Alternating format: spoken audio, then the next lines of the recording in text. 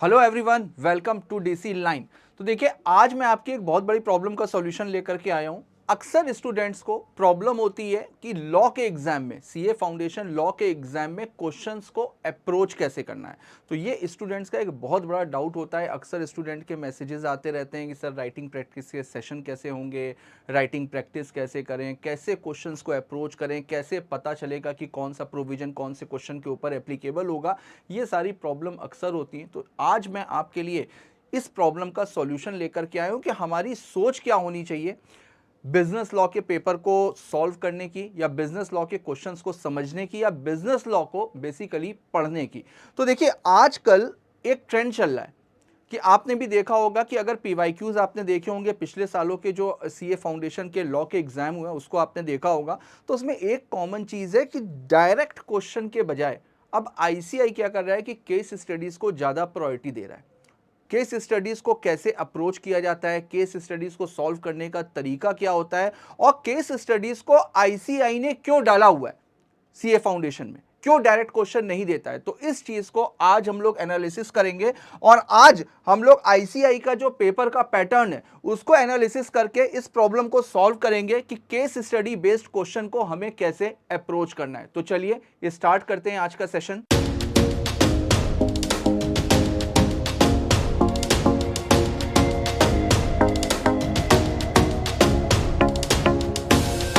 देखिए, आज की तारीख में अगर आप लॉ को रटने की कोशिश करते हैं, जैसे बिजनेस लॉ में मैंने देखा है कि बहुत सारे स्टूडेंट्स क्या करते हैं कि प्रोविजन को रट लेते हैं।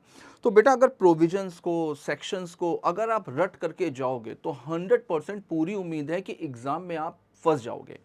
आईसीआई आज की तारीख में क्या कर रहा है, आईसीआई प्रैक्टिकल एप्लीकेशन के बेस पर क्वेश्चन दे रहा है। आईसीआई ये चाहता है कि भाई जब आप सीए बनोगे तो सीए के सामने बिजनेस की प्रॉब्लम्स आती हैं, जो भी बड़ी बड़ी कंपनीज हैं या जो भी बिजनेसमैन है वो अपनी प्रॉब्लम्स लेकर के आते हैं। तो एक सीए का काम क्या होता है, सीए का काम होता है कि उसकी प्रॉब्लम को सॉल्व करना। अब आपने डायरेक्ट क्वेश्चन को पढ़ तो लिया, याद तो कर लिया, लेकिन जब आपके सामने एक वैसी सिचुएशन आएगी, एक प्रैक्टिकल बेस्ड सिचुएशन आएगी, आप उस सिचुएशन को सॉल्व कैसे करोगे, आप उसको कैसे अपनी एडवाइस दे पाओगे। तो आईसीआई क्या चाह रहा है, आईसीआई चाह रहा है कि भाई आपके जो लीगल कॉन्सेप्ट है ना, वो क्लियर होने चाहिए रियल लाइफ बिजनेस सिचुएशन से। जो जब आप सीए बन जाओगे तो प्रोफेशनली जब आप चीजों को डील करोगे तो आप कैसे डील करोगे, आप उनकी प्रॉब्लम्स को कैसे सॉल्व करोगे, यही मोटिव है आईसीआई का। तभी उसने क्या किया, उसने थ्योरेटिकल क्वेश्चन देने के बजाय, जो थ्योरेटिकल क्वेश्चंस हैं वो थ्योरेटिकल क्वेश्चन देने के बजाय वो केस स्टडी बेस्ड क्वेश्चन पे आया है। और आज की डेट में चाहे वो सीए फाउंडेशन हो, चाहे वो सीए इंटर हो, ज्यादातर जो क्वेश्चंस पूछे जाते हैं वो केस स्टडी बेस्ड क्वेश्चन पूछे जाते हैं, ताकि आपको एक्सपीरियंस मिल सके, ताकि आज की तारीख में आपको पता चल सके कि आपके सामने अगर कोई भी प्रैक्टिकल प्रॉब्लम आती है, या कोई भी बिजनेस की प्रॉब्लम आती है, या कोई भी इशू आता है, आप उसको कैसे सॉल्व करोगे। तो देखो, सबसे पहले जब कभी भी कोई क्वेश्चन आता है तो वहां पर आप ये सोचो कि आप एक जज की तरह से या आप एक लीगल एडवाइजर की तरह से हो, और जो क्वेश्चन में एग्जाम दिया, जो एग्जाम में आपका क्वेश्चन दिया हुआ है, वो वहां पर एक रियल स्टोरी है जिसमें आपसे एडवाइस मांगी जा रही है। आप जज की तरह से हो, आपके सामने एक सिचुएशन है, अभी उस सिचुएशन से आपको कैसे निकालना है, सामने वाले को क्या एडवाइस देनी है, ये आपको सजेस्ट करना होता है। तो हमेशा इस चीज को ध्यान रखा जाता है केस स्टडीज को सॉल्व करने में। तो अब ये जो इस तरीके के क्वेश्चंस होते हैं ना बेटा, यहां पर क्या होता है, सबसे पहले तो स्टूडेंट्स को आइडेंटिफाई करना होता है। क्या आइडेंटिफाई करना होता है कि यार जो भी सिचुएशन दी हुई है उस सिचुएशन के बेसिस पर कौन सा लॉ एप्लीकेबल होगा। भाई इंडिया में तो बहुत सारे एक्ट्स हैं, बहुत सारे कानून हैं, तो सबसे पहले तो देखना होगा कि कौन सा लॉ एप्लीकेबल होगा, उसके बाद में उस कानून का कौन सा प्रोविजन एप्लीकेबल होगा। तो देखो, कुछ स्टूडेंट्स क्या करते हैं, जैसे कोई क्वेश्चन आया केस स्टडी बेस, उसमें स्टूडेंट ने क्या सीधे सीधे दिमाग लगाया इसके ऊपर कौन सा प्रोविजन अप्लाई होगा। नहीं बेटा, यहां पर सोचने का तरीका आपको चेंज करना है। आपके सीए फाउंडेशन की अगर हम बात करें तो सीए फाउंडेशन में जो मोस्टली केस स्टडीज आती हैं वो कहां से आती हैं, आईसीए से आती हैं, सोगा से पूछी जाती हैं, पार्टनरशिप से भी आ सकती है, कंपनीज एक्ट से भी आ सकती है, और कभी कभी एनआई एक्ट से भी आती है। तो सोचो 4-5 एक्ट हैं जिनसे केस स्टडीज आती हैं। तो सबसे पहले तो आपको यह देखना होगा कि जो सिचुएशन दी हुई है, जो क्वेश्चन दिया हुआ है, उसके ऊपर कौन सा लॉ एप्लीकेबल होगा। अब हमको पता चल गया कि हाँ यार इसके ऊपर आईसी एप्लीकेबल होगा, इसके ऊपर सोगा एप्लीकेबल होगा। उसके बाद में हम ये देखेंगे कि यार इस सिचुएशन में इस लॉ का कौन सा प्रोविजन एप्लीकेबल होगा। तो जब हमें यह पता चल गया कि कौन सा लॉ एप्लीकेबल होगा, उसके बाद में कौन सा प्रोविजन एप्लीकेबल होगा, उसके बाद में हम जाते हैं फैक्ट्स की तरफ कि भाई इसके फैक्ट्स क्या हैं। फैक्ट्स का मतलब होता है जो इंपॉर्टेंट पॉइंट्स हैं। जब क्वेश्चन को आपने पढ़ा तो क्वेश्चन को पढ़ने के बाद में आपको कैसे पता चला कि इसके ऊपर ये वाला लॉ एप्लीकेबल होना है, ये वाले प्रोविजंस एप्लीकेबल होंगे। कुछ ना कुछ तो ऐसे इंपॉर्टेंट पॉइंट्स होंगे ना, जिन पॉइंट्स को देख करके आपको लगा कि यहां पर ये वाले प्रोविजंस एप्लीकेबल होंगे। तो वो इंपॉर्टेंट पॉइंट्स आपको फैक्ट्स में लिखने होते हैं और साथ में आपको प्रॉपर एक लीगल कंक्लूजन देना पड़ता है। जैसे जज अपना जजमेंट देता है, बिल्कुल ठीक उसी तरीके से आप भी जज की तरह से हो। आपके सामने एक सिचुएशन है तो वहां पर आपको प्रॉपर एक लीगल कंक्लूजन देना है। और ये एक बहुत अच्छी चीज है। जैसे अगर जब डायरेक्ट क्वेश्चन आते थे ना, तो डायरेक्ट क्वेश्चन में स्टूडेंट्स को फुल मार्क्स नहीं मिलते थे, लेकिन जो केस स्टडी बेस्ड क्वेश्चन है इसमें स्टेप मार्किंग होती है और इसमें आपको मार्क्स पूरे मिलते हैं। जैसे अगर आपने प्रॉपर प्रोविजन लिखा हुआ है, प्रॉपर फैक्ट्स लिखे हुए हैं, प्रॉपर उसका कंक्लूजन दिया हुआ है, तो 100% आपको पूरे मार्क्स मिलेंगे। और देखिए ये चीज मैंने पहले भी कई वीडियोस में बताई हुई है। अगर 4 नंबर का कोई केस लॉ आया है या 3 नंबर का कोई केस लॉ आया है, तो उसमें भले ही आप फैक्ट्स मत लिखो क्योंकि टाइम भी कम होता है। तो वहां पर अगर आप फैक्ट्स नहीं भी लिख रहे हो, प्रॉपर प्रोविजन लिख रहे हो, प्रॉपर एक लीगल कंक्लूजन लिख रहे हो, तो फिर वहां पर आपको मार्क्स मिल जाते हैं। ठीक है, लेकिन जो 6 नंबर के, जो 7 नंबर के केस स्टडीज आते हैं, तो उसमें तो बेटा आपको प्रोविजन, फैक्ट्स, कंक्लूजन सारी चीजें डिटेल में आपको मेंशन करनी होगी। उसके बाद में देखो आईसीआई ने क्या किया है, जैसा कि मैंने बताया थ्योरी टू एप्लीकेशन। पहले थ्योरेटिकल क्वेश्चन आते थे, अब थ्योरेटिकल क्वेश्चन से क्या आने लगे हैं, अब थ्योरेटिकल क्वेश्चन से केस स्टडी बेस्ड क्वेश्चन आने लगे हैं। पहले क्या होता था, डेफिनेशंस पूछ लिए, डेफिनेशंस को याद करना बहुत मुश्किल होता था। अब कुछ स्टूडेंट्स को लगता है कि सर पहले पेपर आसान आता था, अब पेपर मुश्किल आने लगा। ऐसा नहीं है। डेफिनेशन का मतलब क्या होता है, डेफिनेशन का मतलब word to word, comma to comma आपको वही लिखना है जो डेफिनेशन में दिया, क्योंकि डेफिनेशन एक्ट में दी गई है। तो आपको सेम वर्ड टू वर्ड लिखना है, कॉमा टू कॉमा लगाना है। तो पहले डेफिनेशंस पूछी जाती थी बेटा, लेकिन अब डेफिनेशन नहीं पूछी जाती हैं। पहले क्या होते थे, पहले डायरेक्ट प्रोविजन पूछ लिए जाते थे, शॉर्ट नोट्स लिखने के लिए आ जाते थे, लेकिन अब ऐसा नहीं है। अब उन्होंने सीधे सीधे शिफ्ट कर दिया है बेटा एप्लीकेशन बेस्ड केस स्टडीज पर। जो भी आपके केस स्टडीज बेस्ड क्वेश्चन है उनको आपको दिया जाता है ताकि आप उस पर सही प्रोविजन अप्लाई करके आप उसकी प्रॉब्लम को सॉल्व कर सकें, जैसा कि क्वेश्चन में दिया हुआ है। तो अब ये डेफिनेशंस या शॉर्ट नोट्स ऐसे नहीं आते हैं, अभी डायरेक्ट केस स्टडी के बेस में क्वेश्चन पूछे जाते हैं। उसके बाद में देखो क्वेश्चन में होता क्या है, जो केस स्टडी आती है ना उसमें होता क्या है, उसमें एक या तो एक बिजनेस की सिचुएशन बताई जाएगी भाई, या तो उसमें एक बिजनेस की सिचुएशन बताई जाएगी कि मिस्टर ए ने मिस्टर बी को 500 केजी राइस का ऑर्डर दिया, फिर उन्होंने उनको सैंपल दिखाया, यानी पूरी की पूरी जो बिजनेस की कहानी है वो बताई जाएगी, या उसमें कोई डिस्प्यूट बताया जाएगा। यही दो चीजें होंगी, या तो बिजनेस से रिलेटेड बात हो रही होगी, बिजनेस की सिचुएशन बताई जा रही होगी, या कोई डिस्प्यूट बता रहा होगा। अब आपने ये देखा कि भाई बिजनेस की सिचुएशन के अकॉर्डिंग या डिस्प्यूट के अकॉर्डिंग इसके ऊपर कौन सा लॉ एप्लीकेबल होगा, उसके बाद में कौन सा प्रोविजन एप्लीकेबल होगा।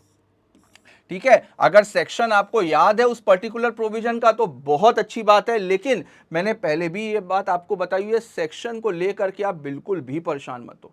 सेक्शन याद है बहुत अच्छी बात है, वरना एक वर्ड याद रखो, as per prescribed section. As per prescribed section.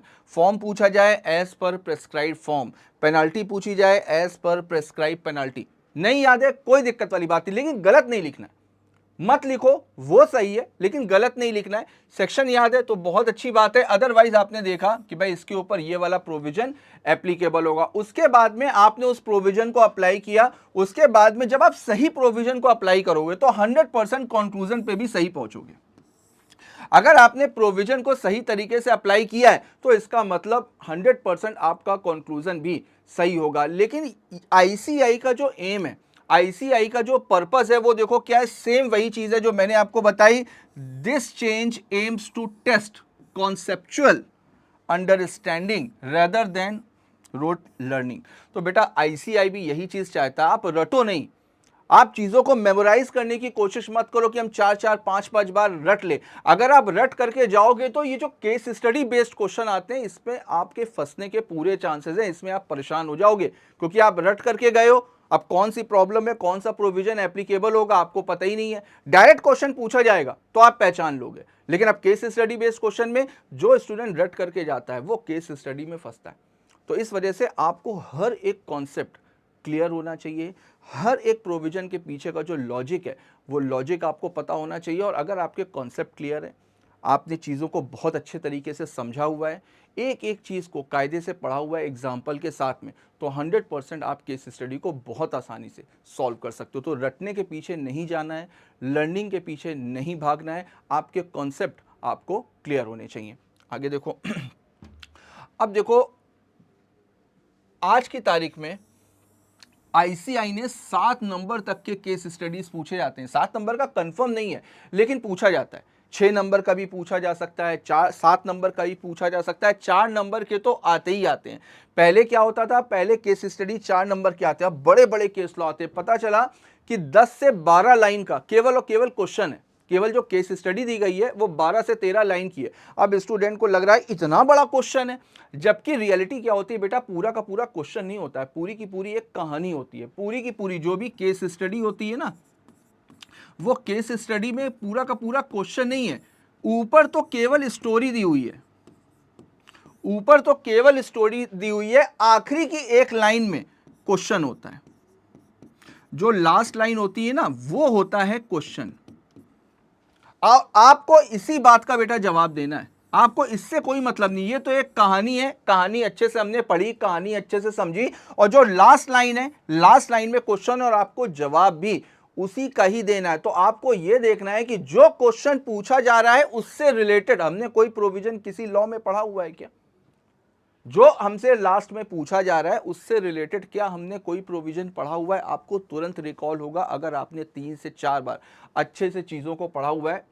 तो यहाँ पर अलग अलग एक्ट से 7 नंबर तक के बेटा क्वेश्चन पूछे जाते हैं, और यहाँ पर जो होता है ना प्रैक्टिकल सिनेरियो गिवन होता है एग्जाम में। जो भी क्वेश्चन आएगा उसमें प्रैक्टिकल क्वेश्चन, प्रैक्टिकल अप्रोच आपको लेकर के चलनी पड़ेगी। ऐसा सोचना पड़ेगा आपको कि आपके सामने एक बंदा आपसे एडवाइस लेने के लिए आया है, या आप एक जज हो, आपके सामने एक केस आया है, अब आपको इस केस को सॉल्व करना होगा। तो देखिए अब जो इंपॉर्टेंट एक्ट्स हैं जिनसे अक्सर पूछे जाते हैं, ये मैंने आपको बताई कि ज़्यादातर केस स्टडीज़ जो है वो इसी से ही पूछी जाती हैं। जैसे इंडियन कॉन्ट्रैक्ट एक्ट, ये तो बहुत इंपॉर्टेंट है एग्जाम के पॉइंट ऑफ व्यू से।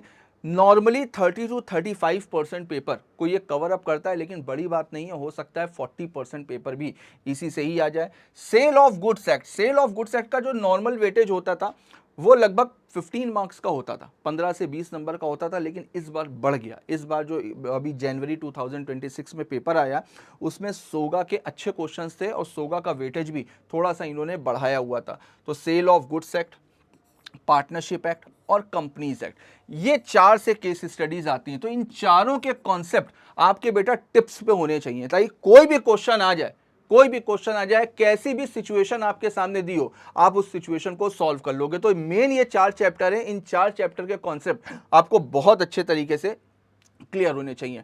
अब देखो होता क्या है कि स्टूडेंट कहीं पर भी किसी कोचिंग में पढ़ रहा है या किसी से भी पढ़ रहा है, किसी अपने सीनियर से एडवाइस ले रहा है, कुछ भी किसी के पास भी जा सकता है, तो एक लोग बता देते हैं जैसे यार 40 नंबर का तुम्हारा इंडियन कॉन्ट्रैक्ट एक्ट आ जाएगा, 35 नंबर का, उसके बाद में 15 नंबर का सोगा आ जाएगा, 15 नंबर की पार्टनरशिप आ जाएगी। ऐसा नहीं होता है। आपका मॉड्यूल है, आपके चैप्टर्स हैं। अगर कल को आईसीआई ने मान लीजिए कि इंडियन पार्टनरशिप एक्ट से 50 नंबर के क्वेश्चंस दे दिए, तो क्या आप आईसीआई के ऊपर केस कर दोगे क्या? नहीं, बिल्कुल नहीं कर सकते, बिल्कुल नहीं कर सकते। मॉड्यूल है, मॉड्यूल में से आईसीआई कहीं से भी कोई भी क्वेश्चन पूछ सकता है, किसी भी चैप्टर का वेटेज बढ़ सकता है, किसी भी चैप्टर का वेटेज कम हो सकता है। हम लोग क्या करते हैं भाई, कोई भी आपको एडवाइस देता है, गलत नहीं बोलता है, हम लोग भी एडवाइस देते हैं, तो हम लोग क्या करते हैं, हम लोग पास्ट ईयर के एक्सपीरियंस के अकॉर्डिंग आपको एडवाइस देते हैं। लेकिन आपको ये चीज समझनी पड़ेगी, मॉड्यूल है, चैप्टर्स हैं, सारे चैप्टर्स हमको अच्छे से करके जाने हैं। हर एक चैप्टर जिससे स्पेशली केस स्टडी पूछे जाते हैं, जैसे अभी मैंने आपको बताया आईसीएस होगा, पार्टनरशिप है, कंपनीज है, इनके कॉन्सेप्ट आपके बहुत अच्छे से होने चाहिए। जैसे मैंने आपको बताया जनवरी 2026 में, जनवरी 2026 में आईसीआई ने क्या किया कि कॉन्ट्रैक्ट एक्ट का जो वेटेज है वो थोड़ा सा रिड्यूस किया। जैसे पहले ज़्यादा का पूछा गया था, इसके पहले के पहले अटैम्प्ट में 2-3 अटैम्प्ट से ज़्यादा पूछा जाता, लेकिन इन्होंने क्या किया, उसको थोड़ा सा रिड्यूस करके सोगा का जो वेटेज है वो इंक्रीज कर दिया। तो बेटा आईसीआई के पास में पूरी पावर है कि वो रोटेट कर सकता है कि किस चीज़ का वेटेज ज़्यादा होगा, किस चीज़ का वेटेज कम होगा। तो आपको अपना काम करके जाना है, आपको सारे चैप्टर्स पे फोकस करना और सारे चैप्टर्स को पढ़ना है। और ये तो मैं हमेशा से कहता आया हूँ, इंपॉर्टेंट और अनइम्पॉर्टेंट जैसी चीज़ें कुछ भी नहीं होती हैं। इंपॉर्टेंट और अनइम्पॉर्टेंट वो लोग देखते हैं जो कुछ चीज़ें छोड़ करके जा रहे होते हैं, जिन्होंने पूरा नहीं पढ़ा होता है। अगर हमने सब कुछ पढ़ा हुआ है तो हमें इंपॉर्टेंट की तरफ जाने की जरूरत ही नहीं, क्योंकि हमें तो सब कुछ आता है। और जब हमें सब कुछ आता है तो फिर कोई दिक्कत ही नहीं है, पेपर चाहे जैसा भी हो हम उस पेपर को सॉल्व कर लेंगे। इंपॉर्टेंट और अनइम्पॉर्टेंट उनके लिए होता है कि जैसे मान लीजिए कि मैं निगोशिएबल इंस्ट्रूमेंट एक्ट छोड़ करके गया, ठीक, अब पता चला कि पेपर में निगोशिएबल इंस्ट्रूमेंट के ज़्यादा क्वेश्चन आ गया, मेरे लिए वो पेपर टफ हो गया। तो अब मेरे लिए पेपर वो टफ है, लेकिन अगर जो एनआई पढ़ करके गया हुआ है उसके लिए वो पेपर आसान होगा। तो टफ, इजी, इंपॉर्टेंट, अनइम्पॉर्टेंट, ये सारी चीज़ें बेकार की हैं। ये जितने भी चैप्टर्स हैं जिनसे स्पेशली केस स्टडीज़ पूछी जाती हैं, तो बेटा उन केस स्टडीज़ को बहुत अच्छे से देखो, साथ में उन चैप्टर के सारे कॉन्सेप्ट आपके क्लियर होने चाहिए। पिछले कम से कम 5 अटैम्प्ट के आप सारे के सारे केस स्टडीज़ देख लो, पीवाईक्यूज में जो है, एमटीपी आरटीपी में जितनी भी केस स्टडीज़ हैं उसको देख लो। मोस्टली केस स्टडीज़ रिपीट हो जाएंगी, आपको मिल जाएंगी। दूसरा सबसे इंपॉर्टेंट है मॉड्यूल के डिस्क्रिप्टिव क्वेश्चन। मॉड्यूल में जब चैप्टर खत्म हुआ उसके एंड में कुछ डिस्क्रिप्टिव क्वेश्चन दिया, उन डिस्क्रिप्टिव क्वेश्चन को देख करके जरूर जाना। 2, 4, 5 क्वेश्चन नाम चेंज करके सेम वही क्वेश्चन आपको एग्जाम में मिलेंगे। तो इस चीज का ध्यान रखना कि भाई आईसीआई जो है वो हमेशा रोटेट करता है चीजों को, अलग अलग एक्ट्स को अलग अलग समय में प्रायोरिटी देता है। अब देखो आईसीआई जो है वो क्यों प्रेफर कर रहा है केस स्टडीज को देने में। तो सबसे पहले जैसा कि मैंने बताया कि आईसीआई चाहता है भाई हमारे यहाँ से आप सीए बनकर के निकलोगे तो कॉन्सेप्ट आपके बहुत अच्छे होने चाहिए, आपको पता होना चाहिए, आप इस बात को जज कर सकते हो कि कौन सी सिचुएशन में कौन सा कानून एप्लीकेबल होगा। भाई कौन सी सिचुएशन में हम कौन सा कानून एप्लीकेबल करेंगे, तो ये आपको पता होना चाहिए। लीगल रीजनिंग एबिलिटी आपकी क्या है, इस बात को भी चेक किया जाता है। और साथ में स्टूडेंट्स को प्रिपेयर किया जाता है। भाई हम लोग सीए को तैयार कर रहे हैं, हम लोग एक नॉर्मल स्टूडेंट को तैयार नहीं कर रहे हैं, हम लोग एक सीए को तैयार कर रहे हैं कि भाई जब रियल बिजनेस सिचुएशंस आएंगी तो वहां पर आप सॉल्यूशन कैसे करोगे। तो इसके लिए आईसीआई प्रिपेयर कर रहा है अपने यहाँ के स्टूडेंट को। तो इसी वजह से देखिए in professional practice lawyers, CA, CS professionals rarely face direct theory questions, they deal with real cases. तो इसी वजह से बेटा जितने भी सीए होते हैं, लॉयर्स होते हैं, सीएस होते हैं, सीएमए होते हैं, उनको डायरेक्ट क्वेश्चन नहीं दिए जाते हैं। क्यों? क्योंकि उनको हमारी सोसाइटी में जितना भी बिजनेस चल रहा है सब उन्हीं के भरोसे चल रहा है। बिजनेस की अगर कोई भी प्रॉब्लम है तो कोई भी बिजनेसमैन किसके पास में जाएगा, या तो लॉयर के पास में जाएगा, सीए के पास में जाएगा, सीएस के पास में जाएगा। भाई जैसी बीमारी वैसा इलाज। मेरी बात समझ में आ रही है ना। तो इसी वजह से आईसीआई चाहता है कि यार हम केवल सीए प्रोड्यूस ना करें, हम एक अच्छा चार्टर्ड अकाउंटेंट प्रोड्यूस करें। इस वजह से केस स्टडीज को इसमें इंप्रूव किया गया। अब देखो आईसीआई की एक्सपेक्टेशन क्या होती है।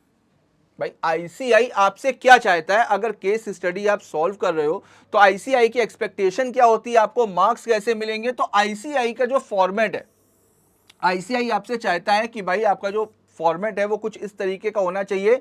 सबसे पहले आप प्रोविजन लिखोगे, जो सबसे पहला पैराग्राफ होगा, सबसे पहले तो अपने आंसर को पैराग्राफ में लिखना, ये तो खैर सबको पता होगा। जो पहला वाला पैराग्राफ होगा वो हमेशा प्रोविजन का होगा। स्टूडेंट्स अक्सर क्या करते हैं, यस और नो से अपने आंसर की शुरुआत करते हैं। नहीं बेटा, यस और नो से अपने आंसर की शुरुआत नहीं करनी है। सबसे पहले आपको प्रोविजन मेंशन करना है। एज पर सेक्शन याद है तो ठीक है, otherwise as per Indian contract act 1872। तो सबसे पहले हमको यह बताना है कि भाई इंडियन कॉन्ट्रैक्ट एक्ट में क्या लिखा हुआ है। प्रोविजन का मतलब क्या होता है, प्रोविजन का मतलब जो लॉ में लिखा हुआ है, ठीक है। तो सबसे पहले तो आपको यह बताना है कि इंडियन कॉन्ट्रैक्ट एक्ट में क्या लिखा हुआ है। अपने आंसर की शुरुआत आप विद प्रोविजन के साथ में करोगे, तो वहां पर अगर सेक्शन याद है तो ठीक है, वरना आप डायरेक्टली जो भी लीगल प्रिंसिपल है आप उसको अप्लाई कर सकते हो।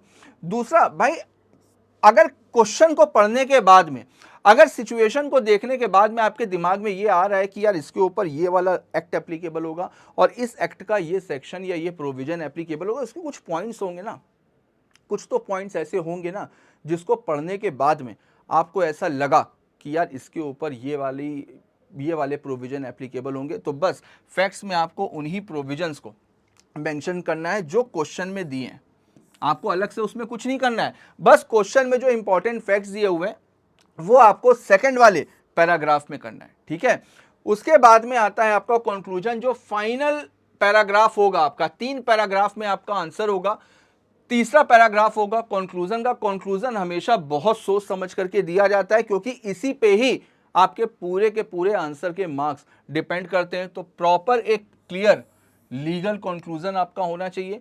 और अगर आप इस फॉर्मेट को फॉलो करते हो, 3 पैराग्राफ में अपने आंसर को लिखते हो, तो अगर 6 नंबर का क्वेश्चन पूछा गया है, 2 नंबर हो गए प्रोविजन के, 2 नंबर हो गए फैक्ट्स के, 2 नंबर हो गए कंक्लूजन के, आपको 100% पूरे मार्क्स मिलने वाले हैं। तो ये चीज़ ध्यान रखिएगा, केस स्टडीज़ का जो फॉर्मेट है, आईसीआई की एक्सपेक्टेशन यही है आपसे कि आप कम से कम 3 पैराग्राफ में अपने आंसर को करो। अब देख लेते हैं, जैसे एक एग्जाम्पल ले लेते हैं केस स्टडी का। अब देखो अब एक सिचुएशन दी गई है, क्या सिचुएशन है देखते हैं। A minor enters into an agreement to purchase goods on the credit. अब ये देखो, ये एक पूरी कहानी है, ये एक पूरी स्टोरी है, ये क्वेश्चन नहीं है, ये एक सिचुएशन दी गई है कि एक माइनर है, वो किसी पर्सन के साथ में एक एग्रीमेंट में एंटर कर रहा है कि वो कुछ गुड्स को परचेज कर रहा है ऑन क्रेडिट। अब क्वेश्चन क्या है, क्वेश्चन ये, कैन सेलर इन्फोर्स इट, तो क्या सेलर इसको इन्फोर्स करा सकता है। तो भाई अब इस सिचुएशन को हमने पढ़ा, अब इस सिचुएशन में हमने देखा कि यार ये तो माइनर है। अब माइनर है तो इसका मतलब इंडियन कॉन्ट्रैक्ट एक्ट में जो कैपेसिटी टू कॉन्ट्रैक्ट है भाई वो एप्लीकेबल होना चाहिए। और अगर माइनर के साथ प्रोविजन क्या कहता है, प्रोविजन तो यही कहता है कि भाई माइनर के साथ में अगर कोई भी एग्रीमेंट हमने किया है तो वो हमेशा क्या होगा, वो हमेशा वॉइड एब इनिशियो होगा, ठीक। तो अब हमने पता चल गया कि इसके ऊपर कौन सा प्रोविजन एप्लीकेबल होगा। तो अब इसका एक आंसर का स्ट्रक्चर भी देख लेते हैं। तो सबसे पहले हमने प्रोविजन लिखा, क्या लिखा, as per Indian contract act 1872 a minor is not competent to contract. तो भाई इंडियन कॉन्ट्रैक्ट एक्ट 1872 के अकॉर्डिंग जो माइनर होता है वो बिल्कुल भी कॉम्पिटेंट नहीं होता है कॉन्ट्रैक्ट में एंटर करने के लिए। अब फैक्ट देखो, since the buyer is a minor the agreement made by him is void. तो चूंकि अब इंपॉर्टेंट फैक्ट क्या था, इंपॉर्टेंट फैक्ट तो यही था कि भाई वो माइनर के साथ में एग्रीमेंट कर रहा है और माइनर के साथ में एग्रीमेंट करता है तो एग्रीमेंट हमेशा वॉइड होता है। अब इसके बाद में आ गया कंक्लूजन, जैसे बेटा लिखा हुआ है वैसे ही लिखना है। प्रोविजन, प्रोविजन के बाद में एक लाइन छोड़ करके आपने जो भी प्रिंसिपल है वो लिखा, उसके बाद में एक लाइन छोड़ी एप्लीकेशन या फैक्ट्स जैसा भी आप चाहो, उसके बाद में वो लिखा कंक्लूजन। कंक्लूजन में देयरफॉर, अब आपने प्रोविजन बता दिया, फैक्ट्स बता दिए, अब therefore the seller can not enforce it. Conclusion में केवल आपको क्वेश्चन का आंसर देना है, पूछा गया था सेलर इन्फोर्स करा सकता है या नहीं करवा सकता, हेंस दस देयरफॉर कुछ भी लिखो, the seller can not enforce the contract against the minor. यहां पर कंक्लूजन में हमेशा ध्यान रखना जो क्वेश्चन पूछा गया है, क्वेश्चन क्या पूछा गया था, क्वेश्चन पूछा गया था कैन सेलर इन्फोर्स इट। तो कंक्लूजन में बस आपको इतना बताना है कि सेलर उसको इन्फोर्स करा सकता है या नहीं करा सकता। कंक्लूजन हमेशा मैक्स टू मैक्स 2 से 3 लाइन में आएगा, बस केवल 2 से 3 लाइन में आएगा। और अगर आप इस फॉर्मेट से क्वेश्चन को सॉल्व करोगे तो एक तो आपकी जो सबसे बड़ी जो स्टूडेंट्स की प्रॉब्लम होती है ना कि सर आंसर की लेंथ कितनी होनी चाहिए, कितनी। अब आप सोचो कि 3 घंटे आपको मिले हैं पेपर को सॉल्व करने के लिए, जो 3 घंटे मिले ना वो पेपर को सॉल्व करने के लिए मिले हैं, लाइनें गिनने के लिए नहीं बने कि हमने एक क्वेश्चन कितनी लाइन में लिखा है, 8 लाइन में लिखा है या 10 लाइन में लिखा है, बिल्कुल नहीं। आप लेंथ के पीछे बिल्कुल परेशान मत हो। अगर आप सही फॉर्मेट पे जा रहे हो, तो आंसर की लेंथ बेटा अपने आप बढ़ जाती, तो उसके लिए आपको बिल्कुल भी टेंशन लेने की जरूरत नहीं है। तो देखो जल्दी से कुछ एक स्ट्रेटजी है वो मैं आपको बता देता हूं कि भाई आप कैसे एक अच्छा स्कोर कर सकते हो केस स्टडी बेस्ड क्वेश्चन में। तो सबसे पहले तो बेटा कोशिश ये करो अपनी रटने की जो आदत है ना उससे बाहर निकलो, अच्छे से मॉड्यूल को पढ़ो, अच्छे से मॉड्यूल को पढ़ने के बाद में उसके एग्जाम्पल, उसके केस स्टडीज देखोगे तो आपको कॉन्सेप्ट क्लियर होगा। आपको कॉन्सेप्ट क्लियर होगा, चीजों को रटने के बजाय चीजों को समझने की। हालांकि कुछ चीजें तो आपको याद करनी पड़ती हैं, लेकिन फिर भी आपके कॉन्सेप्ट क्लियर होने चाहिए। अब दूसरी चीज, अगर इंपॉर्टेंट सेक्शंस याद कर सकते हो तो याद कर लो, कुछ सेक्शंस याद कर लो, सारे सेक्शंस नहीं कह रहा, कुछ जो इंपॉर्टेंट सेक्शंस हैं उसको एक बार आप याद कर लो, जिससे अक्सर क्वेश्चंस पूछे जाते हैं। जैसे सोगा है तो सोगा में कंडीशन एंड वारंटी हो गया, अनपेड सेलर हो गया, है ना, तो जैसे डिलीवरी ऑफ गुड्स हो गया, तो इससे अक्सर क्वेश्चन पूछे जाते हैं। तो इसके जो मेन सेक्शंस हैं उसको आप याद कर लो। साथ में जो कीवर्ड्स हैं, जो कीवर्ड्स हैं, कीवर्ड्स का मतलब क्या होता है? देखो, कीवर्ड्स का मतलब होता है वो शब्द जिसको पढ़ने के बाद में एग्जामिनर को पूरे आंसर को पढ़ने की जरूरत ना पड़े, और इसी वजह से कीवर्ड्स को अंडरलाइन करने के लिए बोला जाता है। अब मान लीजिए मेरे सामने आपकी कॉपी आई, तो मैं आपकी क्या एक एक लाइन, एक एक शब्द पढ़ूंगा क्या? बिल्कुल नहीं, कभी नहीं पढ़ूंगा। आपने क्या किया, आपने कुछ ऐसे शब्द यूज किए, जैसे उन शब्दों को मैंने देखा तो उन शब्दों को देखने के बाद ही मुझे पता चल गया कि आपने आंसर में क्या लिखा होगा, और मैं उसी के बेसिस पे आपको मार्क्स दे दूंगा। और मेरे लिए भी आसानी है ना, आप एग्जामिनर को जितना खुश रखोगे, उससे जितनी कम मेहनत कराओगे, वो उतने अच्छे मार्क्स देगा। अब मैं आपकी कॉपी को चेक कर रहा हूं, आपने 6 कीवर्ड्स लिखे और 6 कीवर्ड्स को अंडरलाइन किया। मेरी नज़र कीवर्ड्स पे गई, मैंने कीवर्ड्स को देखा, मुझे पता चल गया है लड़के को नॉलेज है, इसने बहुत अच्छा लिखा हुआ है। इसके केवल 6 शब्द को देख करके मुझे पता चल गया कि इसने आंसर में क्या लिखा हुआ, इसको फुल मार्क्स देते हैं। आप जितनी उसको कम मेहनत करवाओगे, तभी तो बोलते हैं थोड़ा सा दूर दूर साफ सुथरे तरीके से चीज़ों को अंडरलाइन करके लिखो, ताकि एग्जामिनर को आपके आंसर को देखने में सहूलियत हो। तो इस वजह से कीवर्ड्स कोशिश करो, याद करो, कीवर्ड्स को लिखो। दूसरा बेटा, मॉड्यूल, मॉड्यूल तो बाइबल है। मॉड्यूल के जितने भी केस स्टडीज हैं, जितने भी डिस्क्रिप्टिव क्वेश्चंस हैं, उनको मैं बार बार बोलता हूं, हर क्लास में बोलता हूं, हर वीडियो में बोलता हूं, मॉड्यूल के एक एक डिस्क्रिप्टिव क्वेश्चन आपके पेन से गुजरा हो, यानी एक एक डिस्क्रिप्टिव क्वेश्चन को आपने अपने हाथ से सॉल्व किया हो। और आज की तारीख में अगर देखा जाए तो ज़्यादा समय नहीं बचा है, तो हो सकता है आज की तारीख में आपके लिए पॉसिबल ना हो, क्योंकि आपको सारे सब्जेक्ट्स पे फोकस करना है। तो बेटा एटलीस्ट हर एक यूनिट, हर एक पार्ट के कम से कम 3-3, 4-4 क्वेश्चन तो आपने अपने पेन से लिखे हो, और अगर लिखे तो 100% आपका एग्जाम अच्छा होने वाला है। तो जितने भी मॉड्यूल के केसेस है, और अगर आप लिख नहीं पा रहे हो तो 2-3 क्वेश्चन लिख लो, और बाकी सारे क्वेश्चंस को अपने मन में सॉल्व कर लो। कि क्वेश्चन को पढ़ा, आपने अंदाजा लगा लिया कि हाँ यार इसके ऊपर ये प्रोविजन एप्लीकेबल होगा, पीछे उसके सजेस्टेड आंसर दिए हुए हैं, सजेस्टेड आंसर से आपने अपने मन की बात को मिला ली। मेरी बात समझ में आ रही है? तो देखो उसके बाद में बेटा, जैसा कि मैं बताता हूँ आपको, आरटीपी, एमटीपी, कम से कम 4 से 5 अटेम्प्ट के आपने प्रीवियस ईयर क्वेश्चंस और आरटीपी, एमटीपी को अगर सॉल्व किया है तो 100%, 80% पेपर तो आप बहुत आराम से सॉल्व करने वाले हो। दूसरा, ये चीज़ भी मैं अपनी हर क्लास में बोलता हूँ बेटा, जितने भी अपने आंसर्स हैं उसकी लिखने की प्रैक्टिस ज़रूर करो। जब लिखने की प्रैक्टिस करोगे ना, तो आपकी खुद ही आदत पड़ जाएगी कि हमको प्रोविज़न कैसे पता चलेगा, कैसे हम फैक्ट्स को लिखेंगे, कैसे हम कंक्लूजन को लिखेंगे। ये चीज़ प्रैक्टिस से आती है, ये चीज़ रातों रात नहीं आती है। ऐसा नहीं कि मैंने एक वीडियो बनाई आपके लिए और आपने उस वीडियो को देखा और आज से आपको महारत हासिल हो गई, नहीं। आज का वीडियो देखने के बाद में आपको मेरे को प्रॉमिस करना है कि डेली कम से कम 4 से 5 क्वेश्चंस आपको सॉल्व करने ही करने हैं, पेन को चलाने ही चलाना है। 10 दिनों से ज़्यादा आपकी रिफिल पेन की चलनी नहीं चाहिए। 10 दिनों में पूरा का पूरा पेन आपको ख़त्म करना है, ये टारगेट होना चाहिए। जितना पेन चलाओगे बेटा, उतने सक्सेस के चांसेस आपके बढ़ते जाएंगे। तो मुझे पूरी उम्मीद है कि इन सारी बातों को आप बहुत अच्छे से ध्यान रखोगे। और अब आपको ये भी पता चल गया है कि आईसीआई केस स्टडीज क्यों देता है, आईसीआई की आपसे एक्सपेक्टेशन क्या है। और जब तक आप आईसीआई की नज़र में एक अच्छे सीए नहीं बन सकते, तब तक आप पास नहीं होगे। अगर आईसीआई ये जानता है कि यार ये अच्छा है, ये रियल लाइफ की प्रॉब्लम को सॉल्व करने में कैपेबल है, तभी बेटा आप एग्जाम पास करोगे। क्योंकि आईसीआई से केवल एक नॉर्मल सीए नहीं निकलता, एक अच्छा प्रोफेशनल, एक अच्छा सीए निकलता है। तो हम लोगों को ये कोशिश नहीं करनी है कि हमको किसी भी तरीके से सीए का एग्जाम पास करना है। हमको सीए का एग्जाम पास करने के साथ साथ एक अच्छा चार्टर्ड अकाउंटेंट भी बनना है। आईसीआई की और सोसाइटी की जो हमसे एक्सपेक्टेशन है, हम क्या उस एक्सपेक्टेशन पे खरे उतर रहे हैं? इस चीज़ को देखना बहुत ज़रूरी है। तो मुझे पूरी उम्मीद है कि मेरी बातों को आप फॉलो भी करोगे और मेरे को कमेंट बॉक्स में प्रॉमिस करो कि बात को फॉलो करते हुए डेली कम से कम 3 से 4 केस स्टडी बेस्ड क्वेश्चन को सॉल्व करोगे। तो चलो मिलते हैं नेक्स्ट वीडियो में, तब तक के लिए all the best, goodbye and thank you.